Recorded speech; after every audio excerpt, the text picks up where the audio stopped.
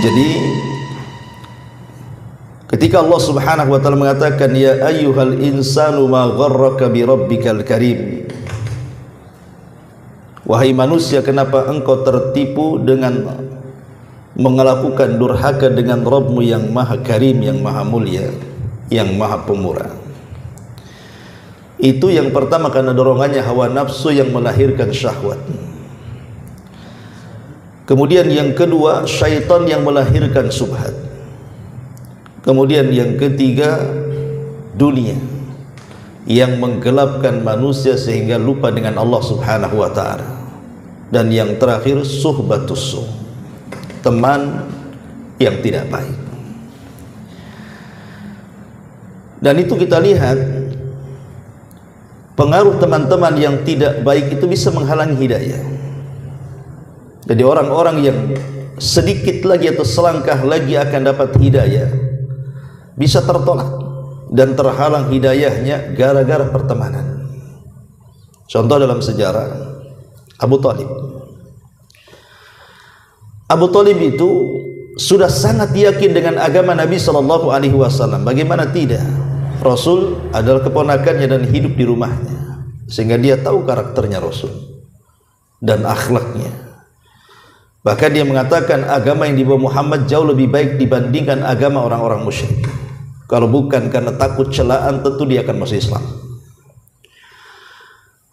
Tetapi ketika saat detik-detik dia wafat,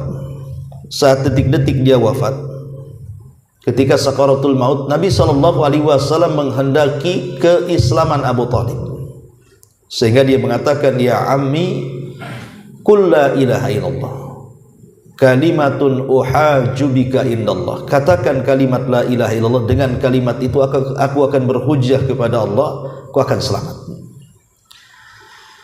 Tapi masalahnya ketika Abu Talib hendak mengucapkan kalimat itu, tiba-tiba di sampingnya sudah ada Abu Jahal, sudah ada Umayyah bin Khalaf, dan pembesar lainnya dari pembesar-pembesar Quraisy. Mereka pun mengatakan, ya Abu Talib, atarghabu an millati Abdul Muttalib. Wahai Abu Talib, apakah engkau membenci agama nenek moyangmu Abdul Muttalib?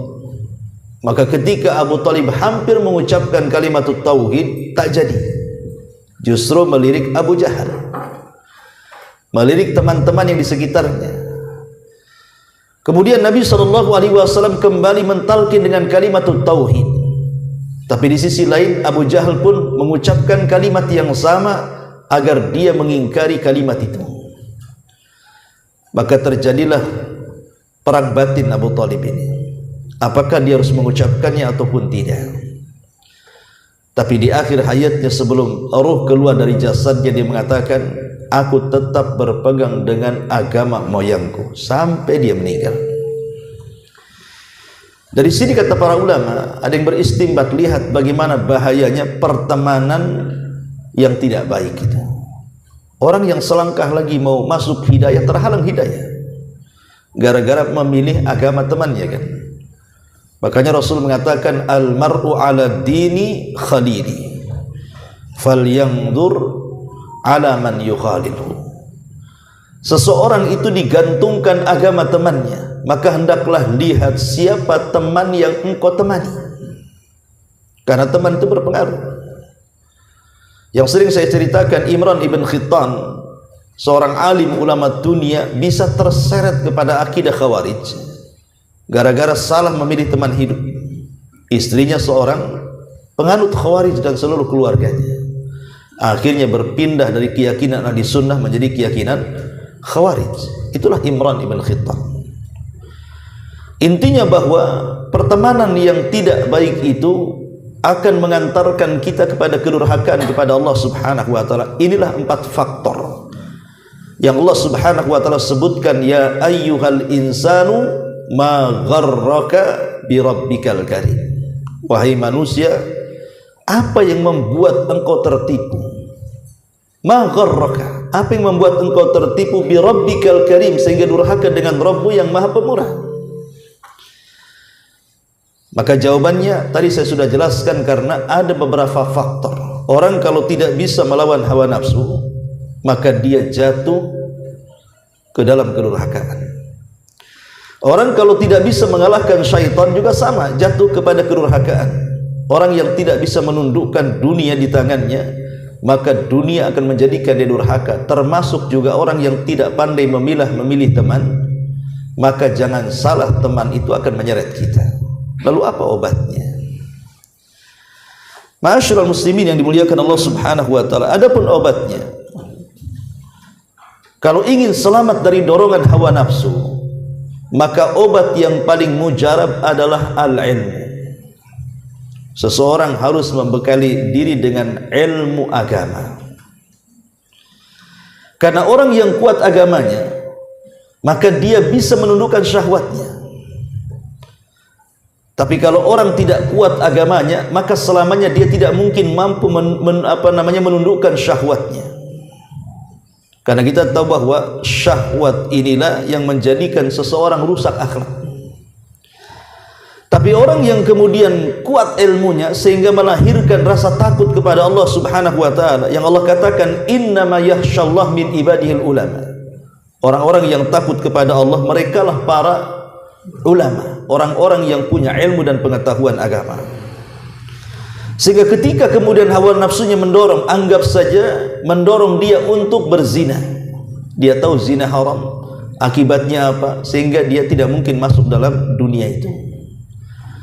Ketika dia hendak minum khamr, ketika dia hendak berjudi, ketika hendak melakukan hal-hal konyol dalam syahwatnya, maka pengetahuannya akan mencegah dia, oh ini tidak boleh, ini haram, ini hukumannya di dunia dan akhirat, sehingga minimalnya akan mengerem dan menundukkan hawa nafsunya. Jadi ilmu itulah yang bisa menundukkan hawa nafsu. Adapun syaitan ditundukkan dengan zikir. Kalau kita ingin menundukkan syaitan, maka tundukkan dengan zikir, dengan mengingat Allah Subhanahu wa taala, dengan ta'awud isti'adzah, meminta perlindungan kepada Allah Subhanahu wa taala. Karena orang yang senantiasa ingat Allah Subhanahu wa taala akan sulit untuk digoda syaitan. Jadi setan itu akan mudah menggoda orang-orang yang tidak ingat Allah. Orang-orang yang lupa dengan Allah itu mudah digoda syaitan. Tapi orang-orang yang ingat Allah Subhanahu wa taala tidak mudah digoda setan. Datang waktu salat, ingat Allah, langsung salat. Datang syaitan ingin menggoda kita saat ingin talabul ilmi, langsung ingat Allah, berangkat dia ke majelis-majelis ilmu, dan begitu seterusnya. Jadi zikir mengingat Allah itu bisa melawan syaitan. Kemudian yang ketiga, cara menundukkan dunia adalah dengan cara zuhud. Izhad fid dunya yuhibbukallah. Zuhudlah di dunia, maka Allah Subhanahu wa taala akan cintai kamu. Dan makna zuhud artinya meletakkan dunia hanya sebatas di tangan. Kalaupun dapat dunia hanya sebatas di tangan, kalaupun hilang dunia hanya berpindah tangan, tidak sampai ke hati. Sehingga hati ini difokuskan kepada Allah. Kalau itu yang terjadi, maka datang dunia sebanyak apapun dunia tidak terlalu senang.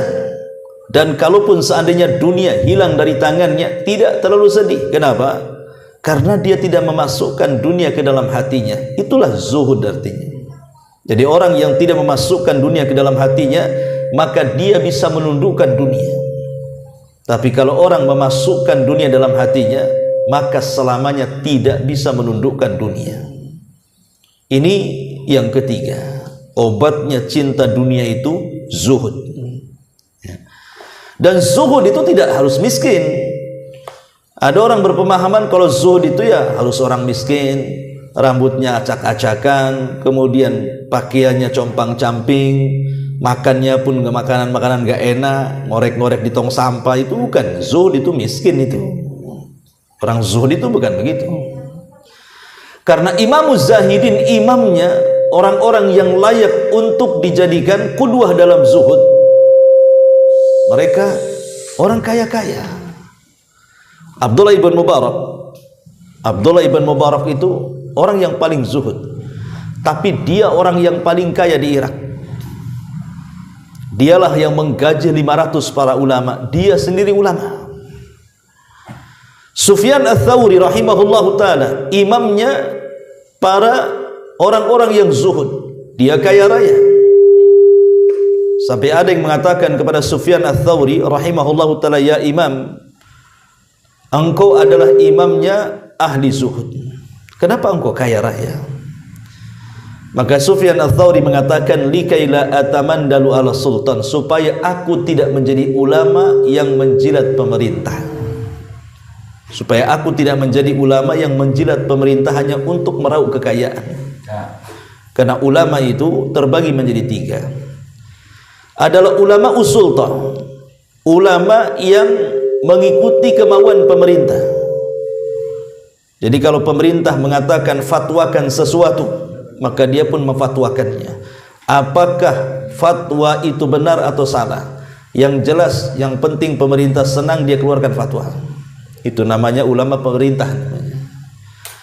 Ada namanya ulama ummah, ulama yang mereka itu menyampaikan agama sesuai dengan selera umat. Kalau menjadikan umat lari, kalau menjadikan umat tidak senang, dia tidak akan sampaikan. Jadi dia berceramah ataupun menyampaikan agama itu sesuai dengan selera manusia, bukan selera Allah. Itu disebut ulama ummah. Dan di sana ada ulama millah, ada ulama agama. Dia akan menyampaikan sesuai dengan suruhan agama, dan dia tidak akan menyampaikan kalau tidak ada suruhan agama. Itulah ulama rabbani, ulama yang sesungguhnya. Ma'asyiral muslimin yang dimuliakan Allah Subhanahu wa taala, inilah yang kemudian Allah katakan, ya ayyuhal insanu ma gharraka bi rabbikal karim. Dan yang terakhir tentunya suhbatus su. Bagaimana caranya kita menjauhkan diri dari teman-teman yang buruk akhlak? Ya jauhi mereka. Sedikit demi sedikit antum menjauhi mereka, supaya tidak kena syubhatnya. Sebab kalau terus dengan dia, pasti lambat laun akan tergerus akidah kita, lama-lama ikut dia. Dan kita bisa rasakan kan, kalau teman kita malas ibadah, pasti ikut malas. Teman kita malas hadir di majelis taklim, pasti juga lama-lama malas. Teman kita ahli maksiat, lama-lama ikut serta dalam maksiat. Begitulah perkawanan. Makanya salah satu jalan supaya kita tidak mempunyai teman yang buruk, jauhi mereka. Dari sekarang pilih mana teman yang akan menjadikan kita ahli taat dan mana teman yang menjadikan kita ahli maksiat. Ya ayyuhal insanu ma gharraka bi rabbikal karim. Di sini Allah Subhanahu wa taala mensifatkan dirinya dengan Al-Karim. Ma gharraka bi rabbikal karim. Apa yang membuat engkau tertipu sehingga durhaka dengan Rabbmu yang Maha Karim. Karim itu artinya pemurah. Pemurahnya Allah Subhanahu wa taala berbeda dengan pemurahnya kita. Saya kan berlogika seperti ini. Seandainya ana kasih antum rumah yang megah di Sukajadi. Anggaplah rumah yang paling besar di Sukajadi, dengan peralatan yang sangat lengkap.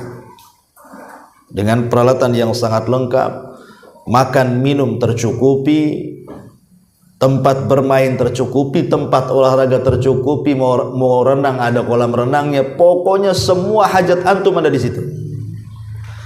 Tapi ana minta syarat sama antum.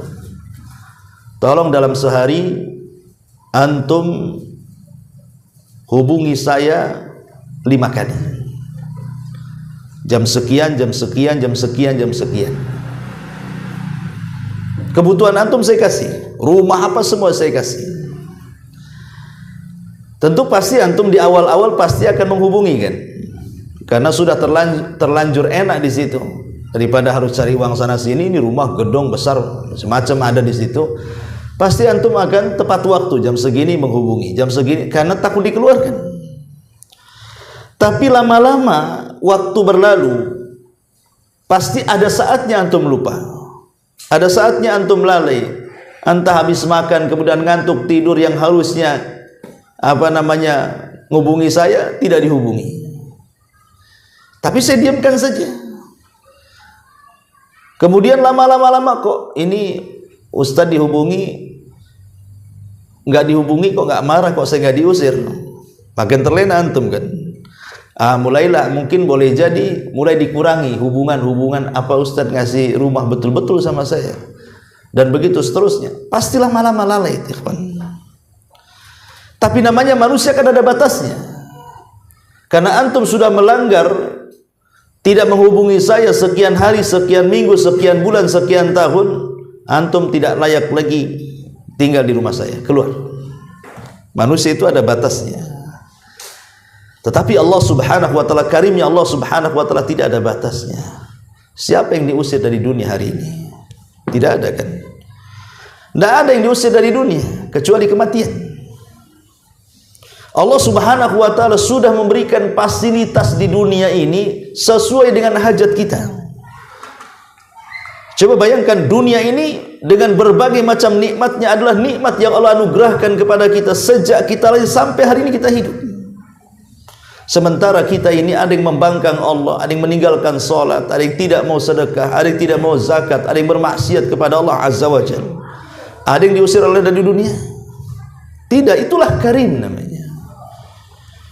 Kita lihat di kapal-kapal tengah laut itu, penumpang-penumpang di kapal-kapal pesiar itu, boleh jadi di kapal itu mereka mabuk, mereka berjudi, mereka berzina. Kenapa tidak ditenggelamkan saja? Hanya beberapa kapal karena kecelakaan tenggelam, tapi kebanyakan kapal tidak tenggelam, padahal mereka sedang maksiat kan. Itulah karimnya Allah ya. Berapa banyak orang-orang yang di pesawat itu orang-orang kafir, kenapa tidak dijatuhkan aja pesawat itu? Lah itu karimnya Allah subhanahu wa ta'ala. Allah itu pemurah. Pemurahnya Allah dengan berbeda dengan pemurahnya kita. Kalau kita berbuat baik kepada orang, maka kita berbuat baik karena orang itu berbuat baik kepada kita, maka kita berbuat baik kepada dia. Tapi kalau orang itu tidak berbuat baik kepada kita, tidak mungkin kita berbuat baik kepada dia kan? Dan ketika berbuat baik pun sifatnya hanya mutasawi, seimbang. Tidak mungkin lebih atau lebih pun sedikit. Tapi Allah subhanahu wa ta'ala ketika melakukan kebaikan bukan karena kita berbuat baik, karena Allah tidak berhajat dengan kebaikan kita. Allah itu memberikan kepada kita tanpa harus diminta, dan itu disebut karim. Allah itu memberikan kepada kita tanpa diminta, dan Allah subhanahu wa ta'ala mengijabah doa kita sebelum manusia berdoa. Allah sudah tahu dia mau minta apa. Itulah karimnya Allah subhanahu wa ta'ala. Lah karimnya Allah inilah, maha pemurahnya Allah dengan banyak memberikan nikmat kepada kita, dan Allah biarkan orang-orang kafir. Itulah yang membuat mereka terlena tanpa sadar mereka sedang bermaksiat kepada Allah subhanahu wa ta'ala karena karimnya Allah. Dari sini Allah mengatakan, ya ayyuhal insan ma gharraka bi rabbikal karim ya. Wahai manusia, apa yang membuat anda tertipu? Yang membuat anda tertipu sehingga durhaka itu karena karimnya Allah, sehingga lupa ya. Kebaikan Allah subhanahu wa ta'ala itu yang membuat kita lupa diri, akhirnya durhaka dengan Allah subhanahu wa ta'ala. Padahal Allah subhanahu wa ta'ala membiarkan kita di dunia, tidak diusir oleh Allah subhanahu wa ta'ala. Kalau Allah usir dari dunia, kemana kita berpijak coba? Bukankah galaksi, planet semua milik Allah subhanahu wa ta'ala? Kemana lagi kita berpijak kaki? Tapi Allah subhanahu wa ta'ala karim. Walaupun kita sudah durhaka dengan Allah subhanahu wa ta'ala, tetap saja Allah membiarkan, bahkan memberikan rizki, bahkan mengijabah doa, bahkan memberikan kenikmatan kepada manusia di dunia. Bahkan orang yang kafir dibuat istidraj. Di antara mereka ada yang lebih senang dibandingkan kita, lebih sehat dibandingkan kita, lebih sukses dibandingkan kita. Itulah karim namanya. Allah subhanahu wa ta'ala karim, tapi tentu hanya sebatas dunia. Kalau di akhirat kan beda lagi. Orang-orang yang kufur tentu mereka tidak akan mendapatkan karimnya Allah, karena jelas mereka akan mendapatkan murka dan dimasukkan ke dalam jahannam. Naudzubillah. Ma'asyiral muslimin yang dimuliakan Allah subhanahu wa ta'ala, Al-Imam Al-Ghazali rahimahullah ta'ala ketika memberikan definisi makna karim, wa ammal karam fattabarru bil ma'rufi qabla su'al.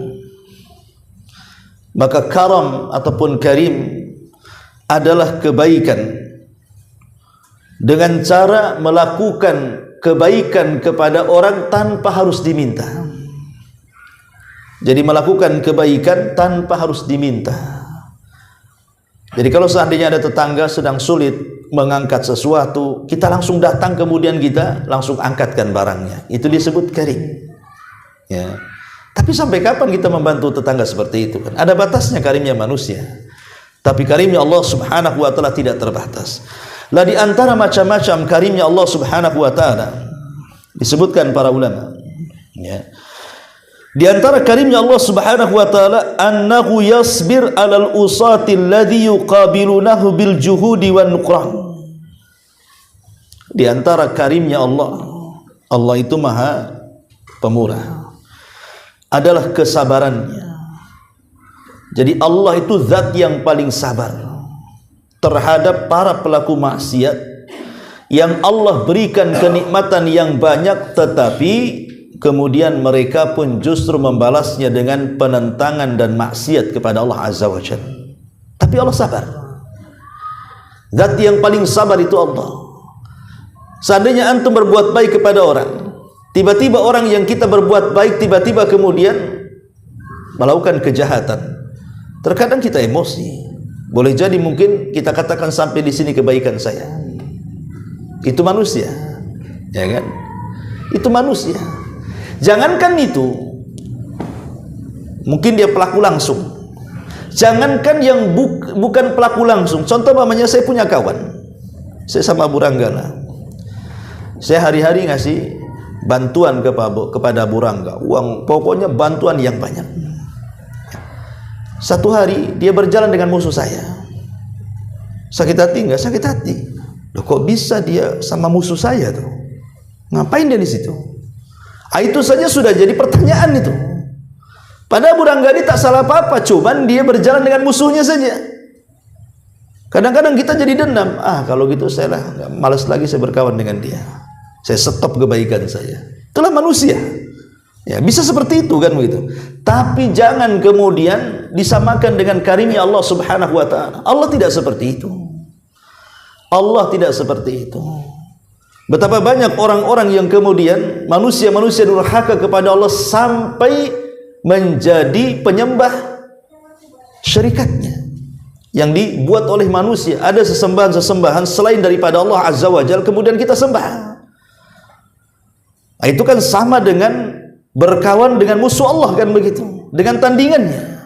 Tapi Allah Subhanahu wa taala tetap baik kepada orang-orang musyrik.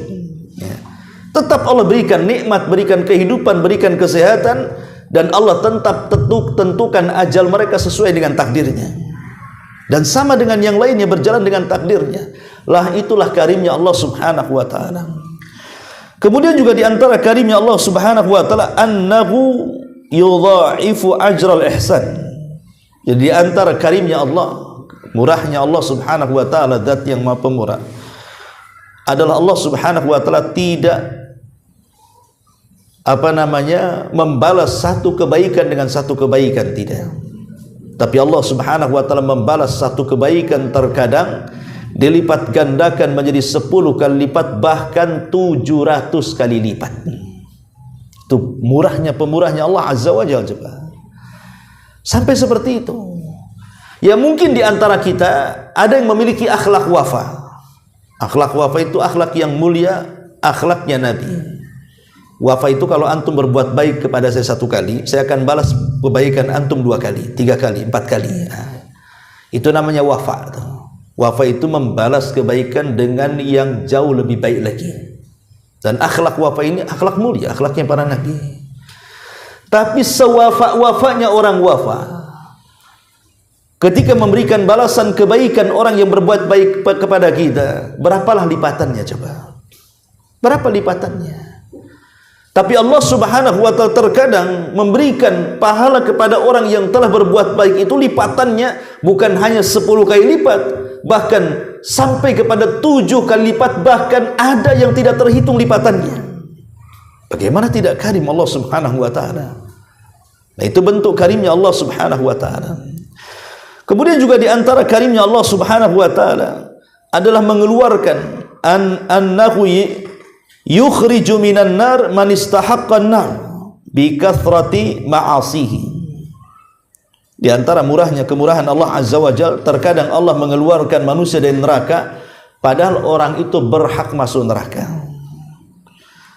karena banyaknya maksiat dan tiba-tiba diangkat dan dimasukkan ke dalam surga. Ma'asyiral muslimin yang dimuliakan Allah Subhanahu wa taala, termasuk juga karimnya Allah adalah as-sitr.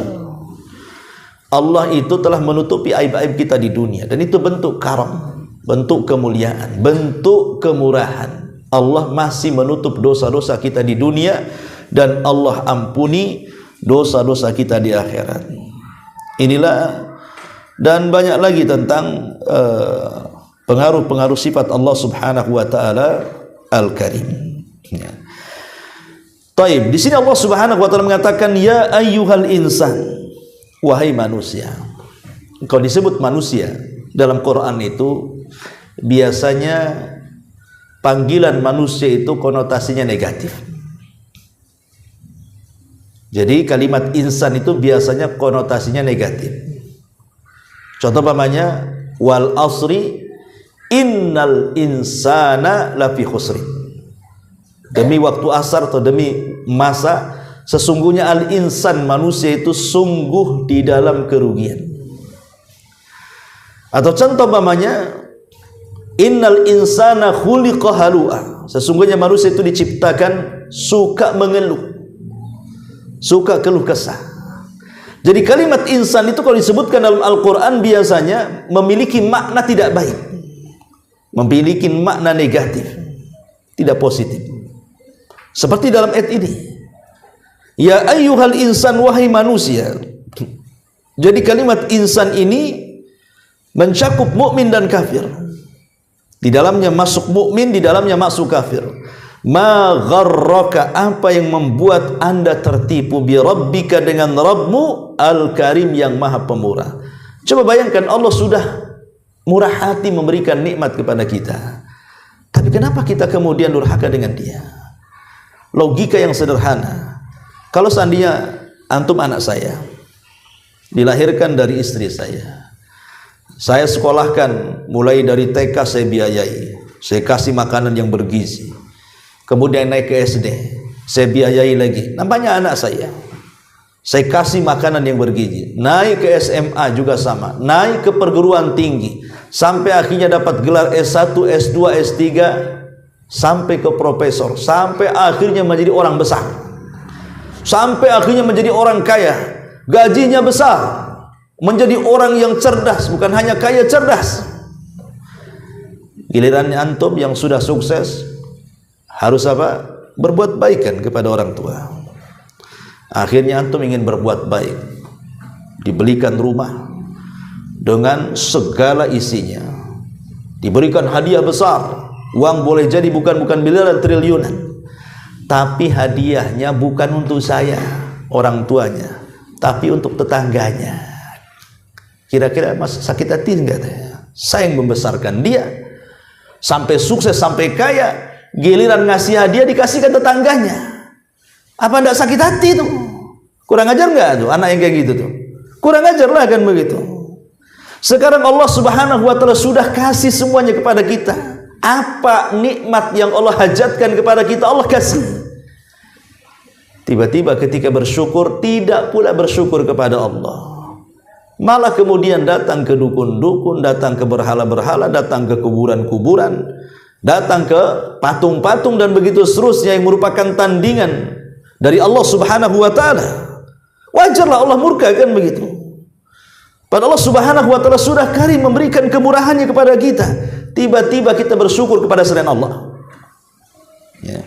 Ma'asyiral muslimin yang dimuliakan Allah Subhanahu wa taala. Makanya dari sini Allah ingatkan kepada kita, wahai manusia, apa yang membuat anda tertipu sehingga melakukan kedurhakaan dengan Rabbmu yang maha pemurah. Alladzi khalaqaka fasawwaka fa'adalak. Kemudian Allah Subhanahu wa taala mengingatkan tentang karimnya Allah, nikmat yang telah Allah anugerahkan kepada kita.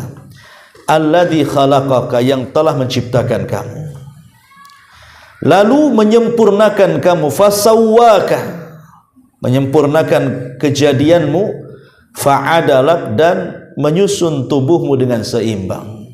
Lihat tubuh kita, wa fi anfusihim wa fi anfusikum afala tubsirun. Kata Allah, dalam diri kalian itu ada tanda-tanda kuasa Allah yang luar biasa. Coba kita ngaca. Bagaimana Allah Subhanahu wa taala samakan jari kanan dengan jari kiri. Tidak ada yang panjang sebelah. Kaki kanan dengan kaki kiri tidak ada yang panjang sebelah. Kalau panjang sebelah macam mana itu? Pasti dia akan pengkor kan gitu ya. Jalannya pun tidak akan seimbang. Telinga satu dengan telinga yang lain disamakan cara dengarnya. Mata satu dengan mata yang lain disamakan cara melihatnya. Itu nikmat ikhwan. Itulah fasawwaq namanya. Dan Allah Subhanahu wa taala tidak memberikan hati kecuali satu. Karena dengan hati itulah dia akan memerintahkan semua anggota badan. Anda bisa bayangkan kalau di dalam manusia itu ada dua hati yang memerintahkan A dan B. Mungkin akan merusak badan kita kan begitu. Kata satu hati mengatakan langkahkan kakimu ke depan. Kata hati yang satunya jangan langkahkan ke belakang. Cemana dia? Apa enggak bingung si kaki ini? Tapi Allah cuman kasih satu hati kepada kita untuk memerintah. Dan Allah juga hanya kasih satu lisan untuk penerjemah. Karena lisan itu kan penerjemah hati kan. Beda dengan mata. Kalau Allah kasih dua, telinga Allah kasih dua, tangan Allah kasih dua, kaki Allah kasih dua. Tapi lisan dan hati Allah kasih satu. Karena lisan ini penerjemah hati. Kalau antum punya dua lisan nanti salah terjemah tuh. Yang depan ngomong anu, yang belakang ngomong anu. Oh, enggak, itu bukan begitu ya. Tapi Allah Subhanahu wa taala telah bentuk manusia itu seindah-indahnya. Laqad khalaqnal insana fi ahsani taqwim. Dan sungguh manusia telah kami ciptakan dengan sebaik-baik bentuk. Fi ayyi suratin ma syaa rakkabak. Dalam bentuk apa saja yang dikehendaki, dia telah menyusun tubuhmu sebaik-baiknya. Tidak ada manusia yang lebih indah dibandingkan manusia. Tidak ada makhluk Allah yang paling indah dibandingkan ciptaan Allah terhadap manusia. Wallahu alam. Ini diantara keterangan singkat dari surah Al-Infitar ayat 6 sampai 8. Cukup sampai di sini. Baik, sebelum saya tutup, silakan kalau ada yang mau bertanya, kita bertanya jawab. Ada pertanyaan? Ya. Ada. Iya, silakan ibu-ibu kalau ada yang bertanya.